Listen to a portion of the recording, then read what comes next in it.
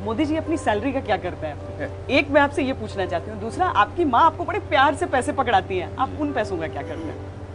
एक तो मेरी माँ ने मुझे जो हमेशा क्या देती है, ज़्यादा से ज़्यादा शायद एक बार 11 रुपया दिया था, ज़्यादा से ज़्यादा। तो नारियल और मिश्री मिली थी। ज़्यादा। लेकिन एक बार उसने मुझे 5,000 रुपये दिया। अच्छा, 5,000 रुपया।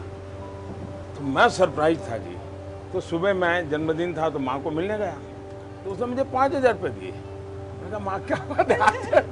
तो बोले ये कश्मीर, उस समय कश्मीर में बाढ़ आई थी। अच्छा। तो माँ ने कहा कि उनको दे देना।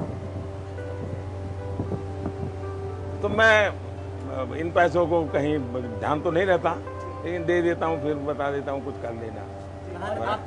आप हैरान हो गए, मेरे जेब में कभी पैसा नहीं होता है, मैं कभी बहुत परेशान हो जाता हूँ। तो हर एक बार मैं कहीं गया तो कोई कार्यकर्ता रिसीव करने आएगा, मेरे पास पैसे नहीं थे। जो रिसीव करने वाला आना था वो बेचारा पहुंचा नहीं, मेरे पास पैसे नहीं थे, जहां जाना था उसका पता नहीं था। ऑटो रिक्शा को पैसे दूं, क्या करूं, मैं खड़ा रहा बड़ी देर तक। जब वो आया तो बाद में उसको लगा कि तो मैं चला गया हूं, तो मैं प्लेटफॉर्म पर बैठा रहा। 2-3 घंटे के बाद मेल बैठा, तब जाकर मैं पहुंचा। पैसे वैसे रखता नहीं मैं। आपका बेस्ट फ्रेंड फॉर लाइफ कौन है? BFF? जब मैं संघ का काम करता था तब एक लक्ष्मण राव जी नामदार करते थे, वकील साहब हम कहते थे, जिनके जीवन पर मैंने एक किताब लिखी है। तो मेरा मन करता था कभी कि मैं उनको कहूँगा कि ऐसा हुआ। लेकिन मेरे जीवन का एक नियम है जो शायद आपके दर्शकों को भी काम आ सके। जीवन में एक व्यक्ति ऐसा होना चाहिए, उसको पता नहीं होना चाहिए कि आपके जीवन में उसका वो स्थान है। आपके मन में अच्छा विचार आया तो भी बता दो, बुरा विचार आया तो भी बता दो, अच्छा हुआ तो भी बता दो, कुछ भी मत छुपाओ। एक व्यक्ति जीवन में होना चाहिए। अभी भी है क्या आपकी?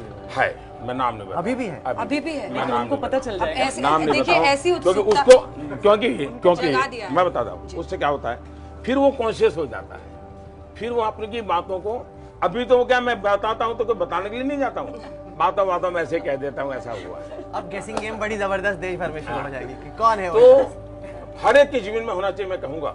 और आप देखिए, वो व्यक्ति जरूरी नहीं कि वो बड़ा हो, पढ़ा लिखा हो, कोई जरूर नहीं है।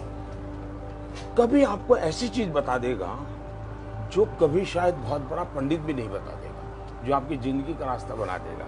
वकील साहब का नाम भी मैं इसलिए बताता हूँ कि अब वो जीवित नहीं रहे हैं। अच्छा, देखिए घाट की तरफ जा रहे हैं, आपको कभी मिस करते हैं आपकी अकेले घूम सके, ऐसे चाय की दुकान पर रुक जाए? मुझे प्रकृति बहुत पसंद है। मेरा जीवन जो बना है हाँ। वो पहाड़ों में बना है, नदियों के बीच बना है, और मैं आज भी उस जिंदगी को जीना पसंद करता हूँ, लेकिन संभव नहीं रहा है। और मेरे पास त्याग करने के लिए कुछ है ही नहीं, तो यही है मेरी अपनी इच्छाएं, उसी को मैं त्याग कर दिया। घर पर भी खुद से चाय बना पाते हैं अपने? अभी भी मैं खाना पका सकता हूँ जी। अच्छा, अभी हाँ। आपकी फेवरेट डिश क्या है? बढ़िया क्या बनाते हैं? बढ़िया जैसे ऐसा है, देखिए मैं जिंदगी ऐसे, मैं भैया लोग सुन करके हैरान हो जाएंगे जी, क्योंकि ये कभी इस प्रकार की बातें आई नहीं है। मैं 35 साल तक भिक्षा मांग करके खाया हूँ, अब किसी के गले नहीं उतरेगा जी, लोगों के घर में। इसलिए खाने का कोई बचा जो, अच्छा मैं कभी बता करके नहीं जाता था, पढ़ा है तो खाता था, वरना चला आता था, ऐसे जिया हूँ। लेकिन कभी दफ्तर आ जाता था और रात देर से आया तो खिचड़ी बड़ा सरल होता था, खिचड़ी बना देता था। 4:30-5 बजे उठना, पूरा दफ्तर में झाड़ू लगाना, पोता करना, फिर सबके लिए चाय बनाना, और 5:20 को सबको उठाना। फिर हमारे यहाँ एक RSS में प्रातः स्मरण होता है, तो प्रातः स्मरण होता था, सभी महापुरुषों का स्मरण करते हैं, फिर सबको चाय परोसता था। उसके बाद शाखा चला जाता था, फिर आकर के सबके लिए नाश्ता बनाता था। तो पोहे वगैरह बनाना मुझे बहुत अच्छा आता है। अच्छा। सबको मैं खिलाता था। और फिर कोई 10 बजे स्नान करता था, फिर मैं डाक पढ़ता था, अखबार पढ़ता था, और फिर किसी के घर खाना खाने के लिए चला जाता था। तो ये मेरी ज़िंदगी रही थी।